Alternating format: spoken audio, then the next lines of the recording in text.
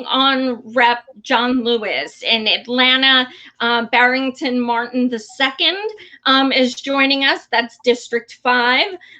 So he is here to tell us about his campaign and hopefully educate us on how we can make a change. So thank you so much for joining us tonight. No, Joy, thank you. The pleasure is all mine. I'm so grateful and appreciative that you have me on your platform. I'm very excited to be talking to you. Awesome. Thank you so much. So you are a special needs educator. Yes. That's amazing. Why did you decide to get into politics? Okay, so this is the story in a very condensed form. So all my working career, I've been a paralegal. So in my earlier stages, maybe I made the decision that I was going to be an attorney when I was around 15 years old, because that's when I started working in the law firm doing an internship with the Atlanta Bar Association.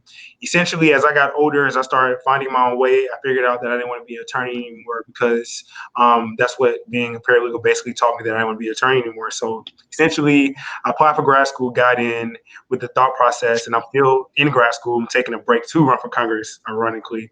But I got in grad school, figured out that I would want to be a law professor. And then as grad school went on, I was like, nah, I don't want to do that. But I still would like to be connected to the law in some type of way. And so I was just thinking, finding my way. Essentially, I became a special needs educator, thinking, finding my way, and then it hit me. And I thought to myself, man, I love the law. Why don't I make the laws? Like, who else better? And so then I would say maybe summer last year, I was getting the guts to run for Congress. And then eventually, I would say fall. That's when I said, you know what? I'm going to go ahead and take this leap and see what happened. And here we are. That's awesome. I love interviewing people who are not professional candidates. Right. You guys are the most raw. You're the most, you guys are activists. That's why you guys make the best candidates. Right. So you actually, it's incredible how many candidates I interview who did start out in law. It seems to be kind of a natural progression of Right. sort. Right. So since you are running against John Lewis, and he is, known as like such a hero to so many people, Right. even though we've learned a lot about him these past few years, that's kind of been a rude awakening. Right.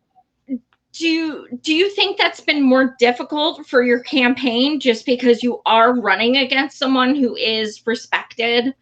100,000%. Like it's really ridiculous, and in a lot of respects. And the only reason I say it's really ridiculous is because what I'm finding out is, and pause before I say this, I'm learning a lot of things on this course of being in politics and running for Congress. But one of the things that I realize is just how closely knit the media is, and the Atlanta political elite is. Since my name got out there as far as running against Congressman Lewis, and first and foremost, much respect, love, and reverence to Congressman Lewis, because without him and his work in the civil rights movement, I wouldn't be here running against him. However, that was 55 years ago. A lot of things have changed, and a lot of things have regretfully stayed the same. And so the media has been completely blacking me out. There's been a lot of organizations here that are very involved, a lot of political organizations here. They're very involved in Atlanta, in the district. They have completely ignored me. Specific elected officials, I won't say any names. I've reached out to them just asking, not necessarily for their support, but just to be connected, to be able to tell the people what I'm bringing to the table.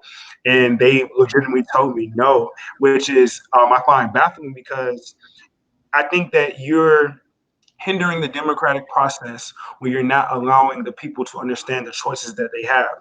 And I totally get it. Like, I understand everything Congressman Lewis has done, not just for the district, not just for the city, but for the nation in general. But let's call a spade a spade. Let's be honest here. Most of the work, and by most of the work, I mean 98% of the work he's done has been through the civil rights movement in the 60s. When you look at his congressional record, and just overall, when you look at the progress or the lack of progress so to speak, you will see a lot of things, or at least a lot of questions should come up in your head as to what's really been going on the last 33 years since he's had this seat. Absolutely. That's totally fair. I was looking at it and I kind of found the same thing, that he doesn't have a lot of things passed and Right. things like that. It's been, but we know that the Dems love to make people heroes regardless. What he did is heroic. Phenomenal. But Phenomenal. yeah, but as you said, for decades, it's kind of been stagnant. Um, So, do you think that, I mean, is he officially not running No, again? no, he's running again, and I Yes. actually found it surprise because he's been diagnosed with stage 4 pancreatic cancer, and essentially I don't want to sound brash because again, like it's all due respect to one of my elders. I have a very close relationship with my grandmothers and other elderly people in my family and friends of family, and so I can never totally disrespect or say anything negative about the elderly. However, when you have an oath to hundreds of thousands of people and you're sworn to be the representative of these hundreds of thousands of people, you have a job to do. And I feel that essentially it's been irresponsible for a man of his age and a man of his health to run again because let's be honest here.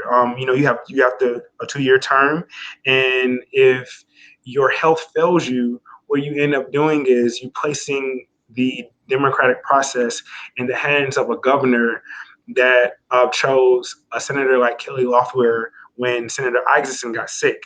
And so when you have a district in Atlanta like District 5 that is 58 to 60% Black, and you are going to allow a Republican governor to take the seat or to choose who he wants to be in the seat, you're creating a domino effect of problems that's not going to just last for a 2-year term, but it could last for a long time.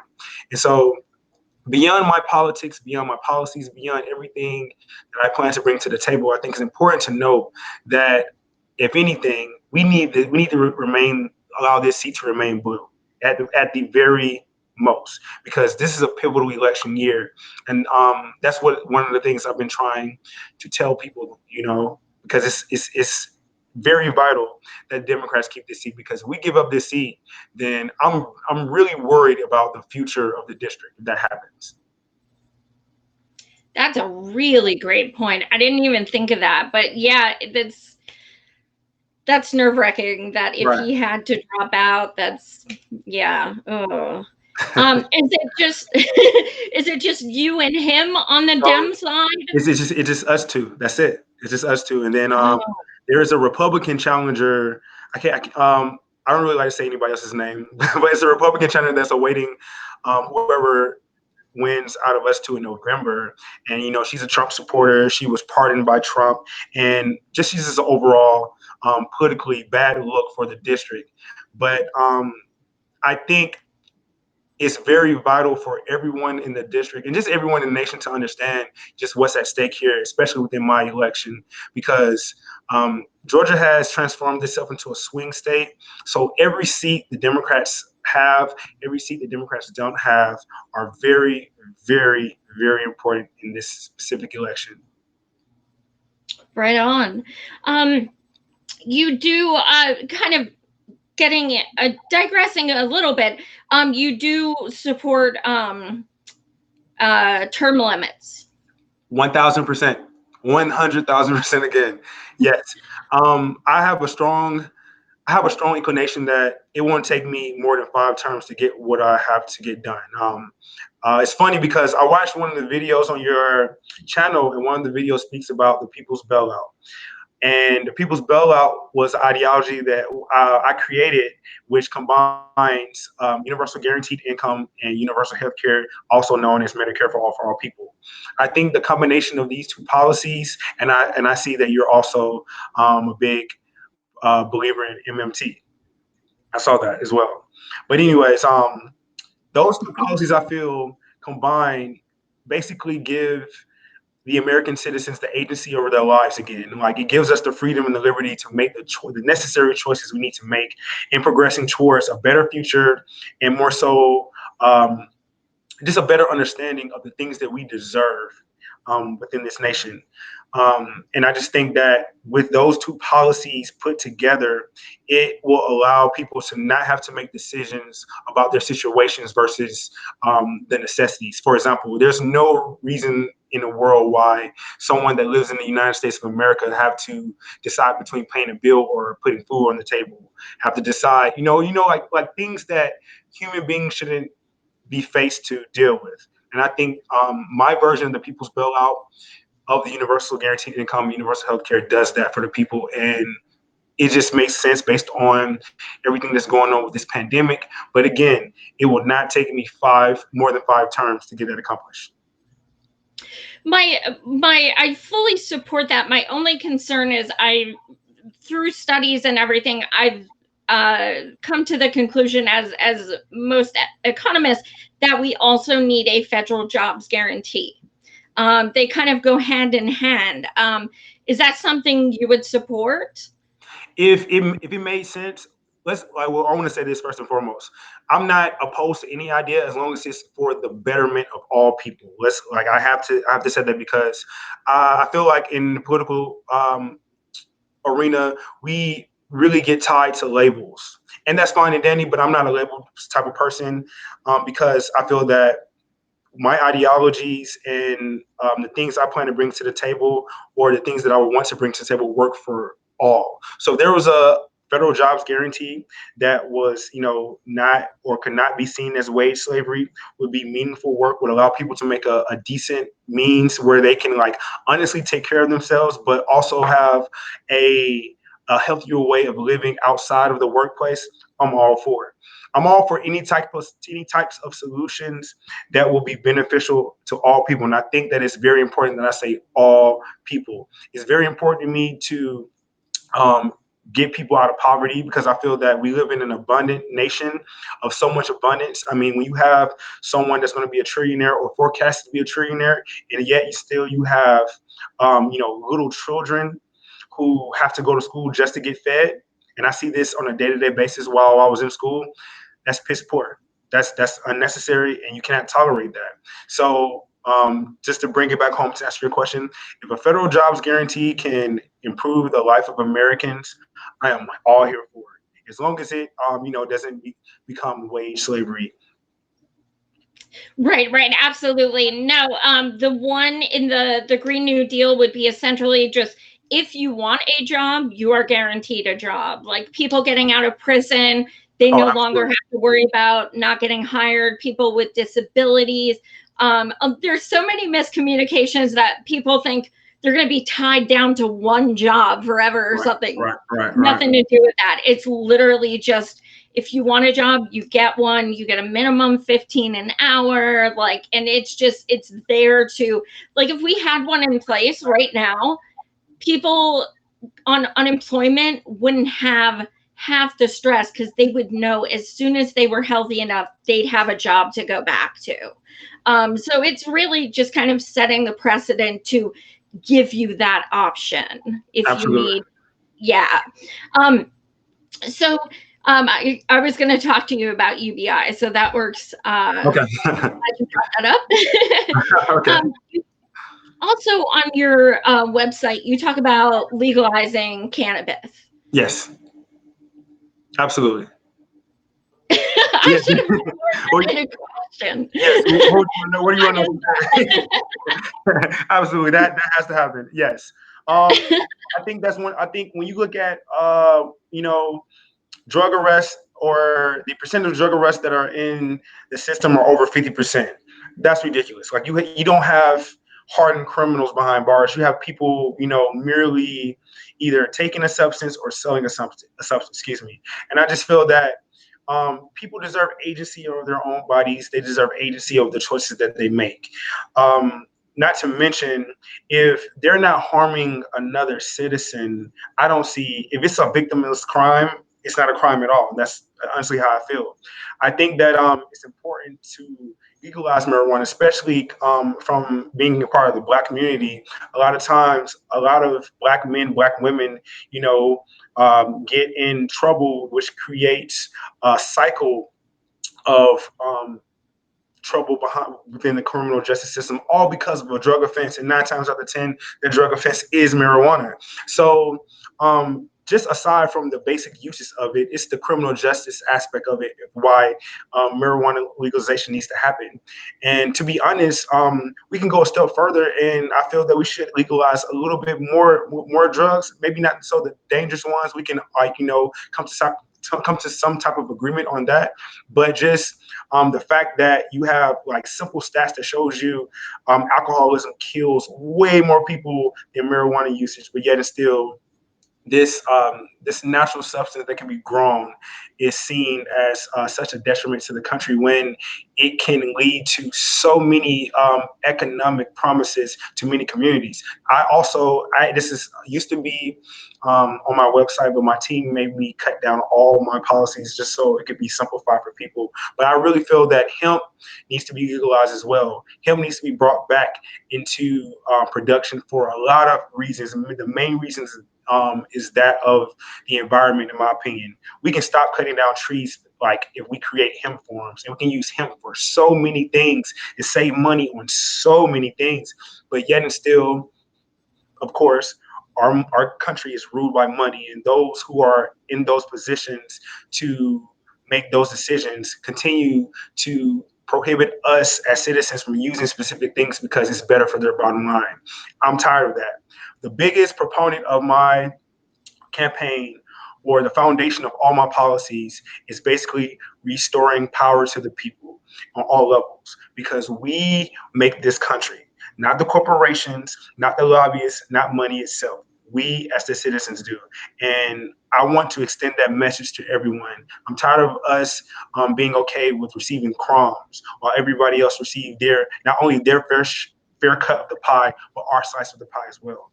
We have to be more accountable to our politicians, but we also have to be more accountable to ourselves in demanding that we get the things that we want and get, but more importantly, get the things that we deserve. Absolutely. So, touching on criminal justice, as far as, Rep. John Lewis, he's known for civil rights, things like that. What is it that you think he hasn't done for criminal justice that you would like to take on and accomplish yourself? I think Representative Lewis, his ideologies are too archaic and outdated. I feel that in any type of tragedy that occurs within the Black community, the very first thing we do is the same thing they did in the '60s is march, and that's played out. That all that to me, that just sends the picture to his colleagues in Congress, many of which who are the same age, many of which are have like probably past of possessing some type of racial prejudice against Black people, whether it's quiet or not. I think that it gives the perception that we're docile as a people, or that we're just going to sit back and take this, because every time, for example, Ahmaud Arbery is one of the biggest tragedies this year thus far. And in my opinion, it was a hate crime.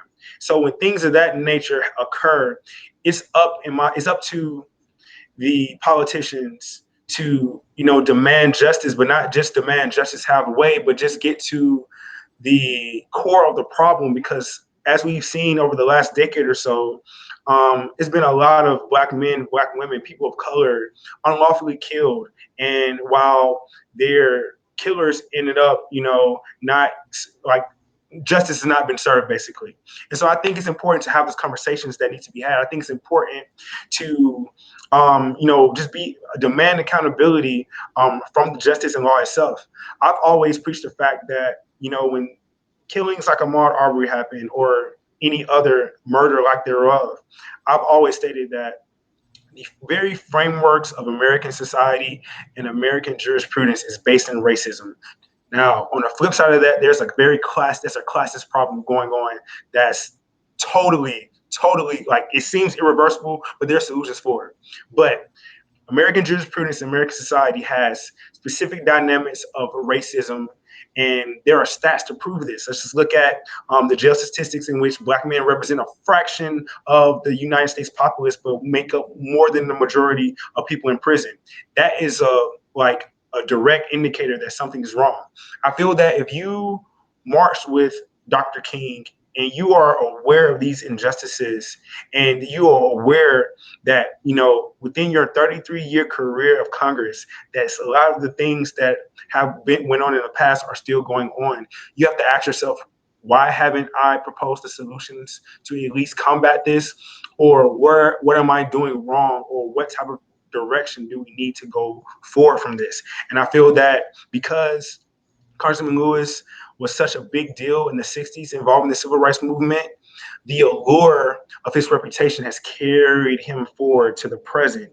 And just not only do we need a direct new direction from him, but I feel that we as a society, we have to change the mindset that we have as well, because we tend to romanticize people that have been great leaders in the past, and we tend to allow them to do whatever they may do, and all that does is erode the democratic process essentially.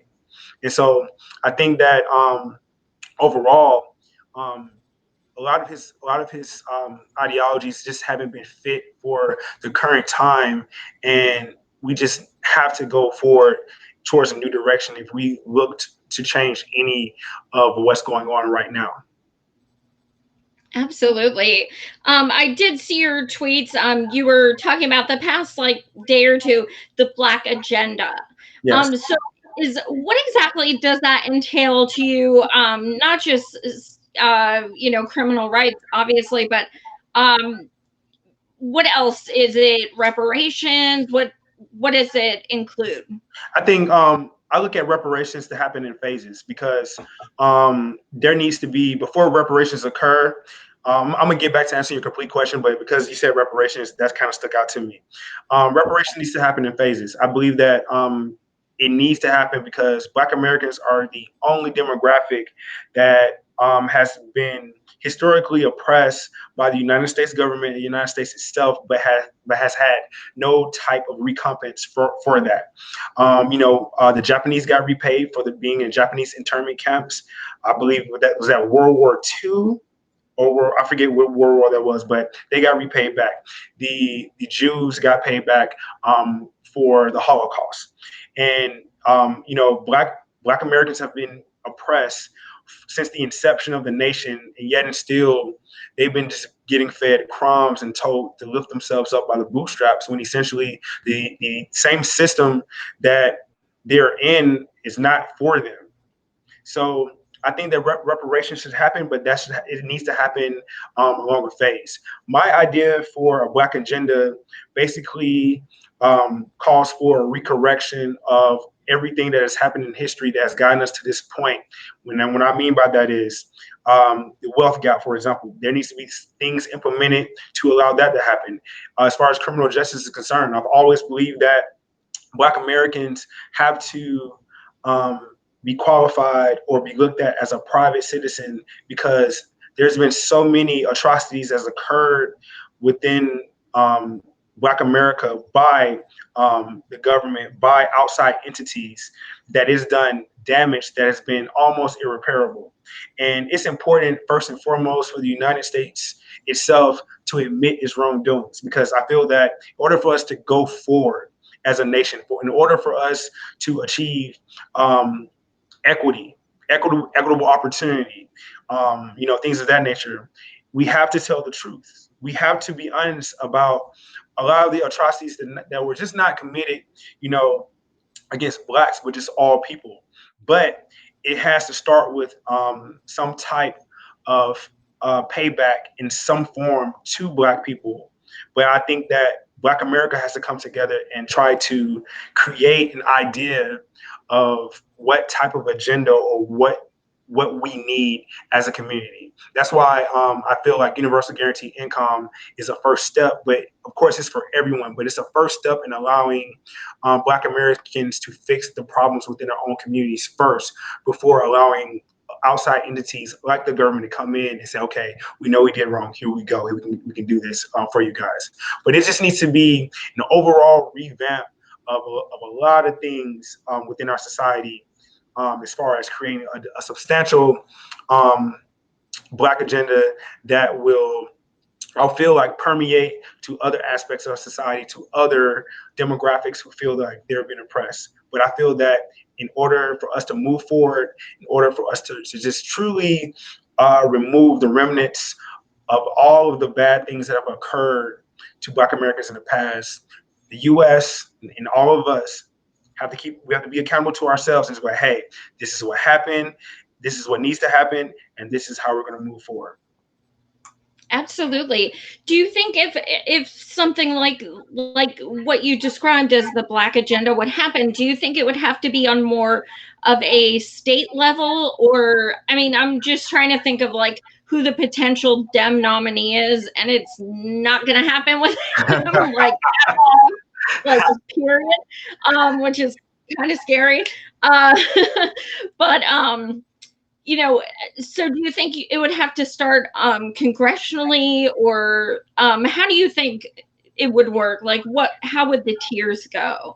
I think it takes getting the right people in Congress first, because the people need the proper representation first and foremost. And so it has to start small and then cascade into something big. This is why I think I've always had a beef, I would say, with a lot of Black leadership in Congress that have been in Congress for over 15 to 20 years, because essentially they are, in my mind, the most equipped to understand many of the atrocities that has occurred within the Black community. I mean, John Lewis gave his life up in the civil rights movement. So if anything, I would think that, someone of his stature would be the first and foremost to champion some type of Black agenda as far as us moving forward and changes the status quo of this country. But yet and still, it hasn't happened. And because it hasn't happened, you have to ask the necessary questions of why, or what interests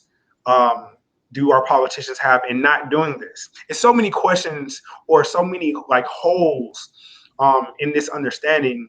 And that's why I've always been so flabbergasted as to in 2020, when we're honestly fresh out of the civil rights movement. 55, 60 years ago isn't that long, and it's like, if we want to create a better future, create a future that we can be proud of, create a future that allows everyone to have the same starting point as far as being a system of meritocracy, working as hard as you want to work, getting as far as you want to get. We have to do those necessary changes and implement those necessary changes to make sure that everybody has a fair and equal shot at achieving the American dream. Absolutely. Do you think that sometimes people just get to DC and they kind of lose sight of who they are? Absolutely. I think it's easy. I think like the saying says or goes, total power corrupts completely, or complete power corrupts, something like that. But you get what I'm saying? I think when you get into and that's something I vow I would never do, because I'm not rich, but money doesn't move me at all. Like, it's all about making people's lives better, because my entire mindset has been that as long as I take care of the people will take care of me. And by that, I mean votes. As long as I'm doing what I need to do to advance the lives of other people. And I mean, that's how it should be, just not as a politician, just as a regular human being. Like, if I'm not bestowing some type of light and love and wisdom onto the next person, then what am I really doing? And I think that's one of the most important aspects of our society changing for the better. And that's implementing compassion and empathy more so than we've ever had it before, because that's the only way we can create the change we look to see. So I really think that, people have great intentions when they get to DC, but then when they realize how much power they have and how comfortable that position is I can feel like, just from a human perspective, it can be very easy to become lax and say, hey, I'm here, I have the best healthcare in the world. I have a nice, pretty salary, not to mention, the PACs give me money to vote on their behalf, pocket change. Why would I leave from this position and they lose sight on what they're supposed to do, and that's represent the people? And so that's why I've been totally excited about this particular election cycle, because I've been seeing a lot of other candidates who I consider to be colleagues, because a lot of us are challenging long-time incumbents, and it's because we believe, even if we haven't spoke to each other, even if we don't know each other, we believe wholeheartedly that something is wrong and that something needs to change. And it's amazing to see people just, take that leap and say, hey, whatever happens, happens, but I stand for this, and I'm going to do my best to make sure, I leave a lasting positive impact on the people I seek to represent. Absolutely. Do you think that Rep Lewis would debate you? No, not at all. I have done my absolute best to reach out to Congressman Lewis, and not even in the sense of competing against him, but I honestly wanted him to mentor me and basically stand behind me and push me, because I feel that as I stated earlier, it's irresponsible for him, to run with a terminal illness, but it's also irresponsible for the citizens to expect him to be at full power at 80 years old with stage 4 cancer. And not to mention, nobody else stepped up to the plate, to carry those heavy loads or to do those things that need to be done in order for us to move forward. So I don't really think, I don't think he has the health to debate me, but I really want him to, or just, I guess, have a town hall, and so we can speak together and just listen to the needs of the people, because the people have a lot to say to him. I don't feel like he knows this. And I feel that because he is the great John Lewis, the legendary civil rights icon, you're out of touch with what's going on, on in the foxhole, down where it's dirty. You're out of touch because you're 80 years old and you've just been at this high plateau for so long. You kind of lost sight on the things that need to be done in these communities. Absolutely. When you've when you used to go door knocking and when you've done phone calls, do people seem receptive to, lack of a better term, replacing him? So it kind of goes twofold. I have a great demographic of people who are excited about someone younger running, and they're saying, yes, well, we finally got a chance to go in a new direction. And then on the other half, I get people that automatically, when they see a young Black man running for Congress, they're excited, especially being Atlanta, being a majority Black city. And then when they found out, oh, who you're running against, even in their own district, they're not aware of their congressman. But as soon as I say Congressman John Lewis, automatically it's like, well, like, why are you doing that? How dare you do such a thing? And then I explained to them, I'm not running against John Lewis, I'm running for you. And then I automatically placed the onus on them. So I asked them, I said, so in 33 years of within this congressional position, what type of legislation has been passed that's moved the district forward? What happens when I ask that question? Crickets. Crickets. But they always say, well, he marched with Dr. King, and that's fine and dandy. I get that. And I tell them all the time, it's out of love and respect. I understand that, again, without Congressman Lewis, I would not be able to be sitting here talking to you. I would not be able to run for Congress right now. But it's like Janet Jackson. What have you done for me lately? That's the type of position that we're dealing with. And if we continuously fail to hold our politicians accountable just because of their past triumphs, we're going to find ourselves being led to the slaughterhouse, because we continuously vote outside of our interests and vote based on moral victories and based on reputation. And that's ridiculous. That's why I have so much love for Shahid and challenging Pelosi. That's huge. That's huge, And I feel like, you know, Congressman Lewis, as well as Congresswoman Pelosi, are some of the biggest personalities within Congress right now. But I feel like running for Congress sends a message to the entire nation that it's just time for a new direction. We've allowed these people to have a living off of us as citizens. Congressman Lewis has been in office since January 3rd, 1987. He's been in office longer than I've been born, and I've been here all my life. And the only things that have occurred is that the poor or the level of poor have gotten larger. The middle class is getting phased out, and the very wealthy in Atlanta are becoming even more wealthier. Like 30, the district has 30% of the district, is in poverty. Over 80%, I would say, of that 30% are the Black people in this district. That's a problem, especially for this district to be represented by someone who's a civil rights icon. So again, it's like, what are you doing? What is not happening? And like, why are we, like, for example, I wrote him a letter. In his letter, he didn't respond to me. He responded on the AJC. And in his response, he stated that he's been fighting the same fight for 33 years. And that's cool. You've been fighting the same fight for 33 years. But what does that say to me or say to the people? If you've been fighting the same fight for 33 years, why isn't anything working? And if that's the case, isn't it time to give it up? 80 years old. Stage 4 cancer. Like, it's at this point, I would say that you're doing a direct disservice to the people that you're supposed to be representing, because it's like almost you're putting your health over them. And I get it. I get it. I'm extremely empathetic and compassionate to his cause. However, there's a job to be done, especially in the time of a pandemic, especially when the unemployment rate continues to increase every day, and especially when the death toll continues to increase.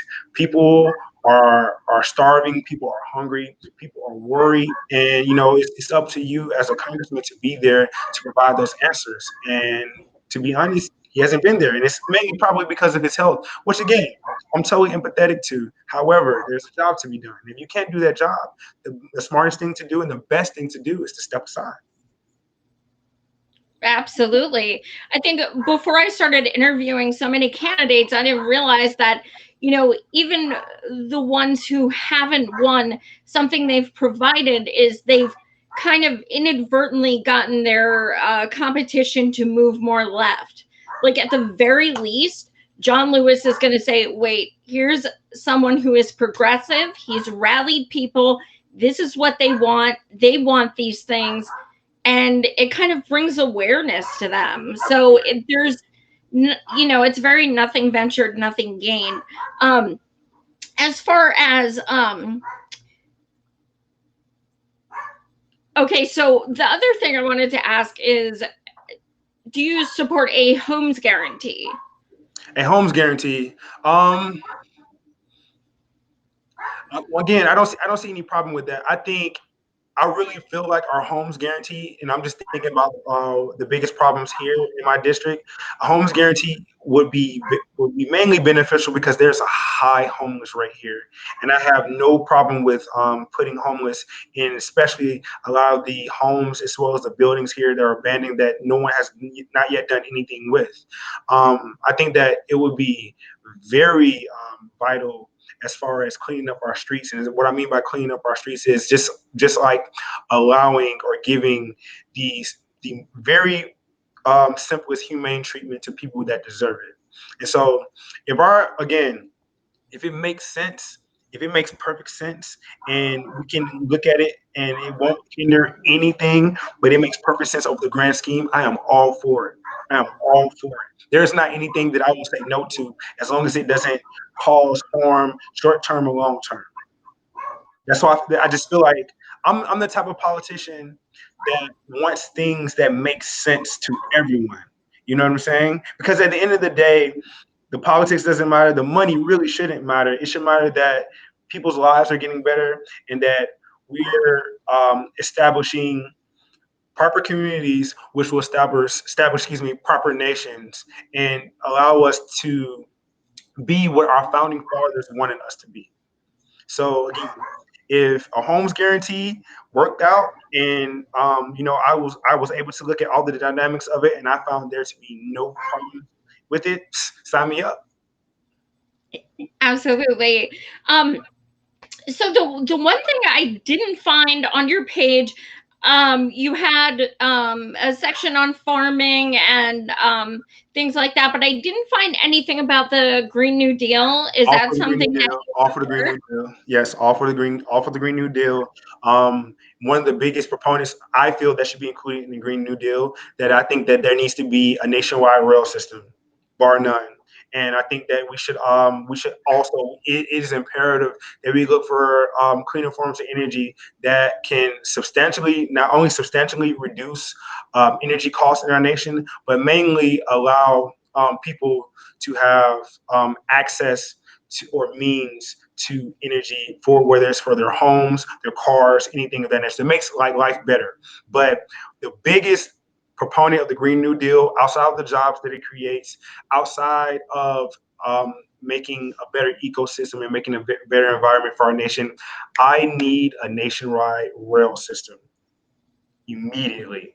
There's no reason why you can go to Europe and you can take what might take I guess a 4 hour flight could be 2 hours on a rail system. Like there's no, like, I just don't understand why we live in 2020 and we're about to embark on another industrial revolution where technology is about to be even better than it has been before, and we don't have a nationwide high-speed rail system. That's ridiculous. What's going on? You know? Absolutely. And as someone who lost over 70% of her sight and can't drive, Oh I my. would love that. Yeah, So there's right. people like me too, who, Right. I've been to Europe multiple times, and I'm like, we need this. Why Doesn't don't it we make sense? have this? It's amazing, right? It's, oh my, it's the most amazing thing ever. Like it's like I shouldn't have to take a flight to LA like if I don't want to, you know? And not only that, like we can just reduce our carbon footprint. We can do so many things that is beneficial again to the whole, you know? And it's ridiculous as to why we don't have it. Yeah, absolutely. If there's one thing you want to leave with our guests tonight or with our viewers tonight, what do you want to leave with them so that they either recommend you to people in Hotlanta or just go to your Twitter, things like that? What do you want to leave our viewers with? Guys, I want you guys to know that I have skin in the game. I take this very seriously, and this is something that means a lot to me because I have a lot of people that I care about that I wish to make their lives better on a grand stage that Congress is. I run a completely grassroots campaign. All of my the people that work for me are volunteers, and they are composed of wide array of political ideologies. I have Trumpers on my team. I have burners on my team. I have a lot of Yang Gang on my team. But all that goes to show is that I'm able to bring people together. And at the end of the day, that's what it's about. It's about bringing different people together for a common good. And that's what I feel that I can do. I don't ask for money because I don't feel like this right to ask for money during a pandemic. However, all I ask for you to tell 5 people about me, and then make sure though each of those 5 people tell another 5 people. I call this my "Give Me Five" campaign. It's hashtag GIMME and the 5 emoji, and you can look me up on votethedream.com, and my Twitter is @_ Barrington II. Wonderful tweets every day. Awesome. Thank you so much for joining us. I definitely encourage you to read the comments. You're getting some love. So please, guys, follow him and shout out to 5 people, and also share this show, of course. So I have an insane week of shows. I have St. Lise Lopez tomorrow from New York. She's badass. I have Leslie Lee the Third's coming on Wednesday night, and he's, who that is. He's awesome. Yeah. He's so hilarious. I'm going on back on Ron Placone show Tuesday, Okay. or excuse me, Wednesday afternoon. And I just found out Michaela Wilkes is coming on Wednesday Oh yeah, night, really and nice. she That's is a good one. amazing. Yes, I have a lot of good shows coming up. So again, thank you so much for joining us, and best of luck, Barrington. Oh, thank you so much. Again, I am extremely grateful and I'm extremely appreciative that you allowed me on your show. And I love talking to you. And I cannot express just how thankful I am for you having me. Oh, thank you so much.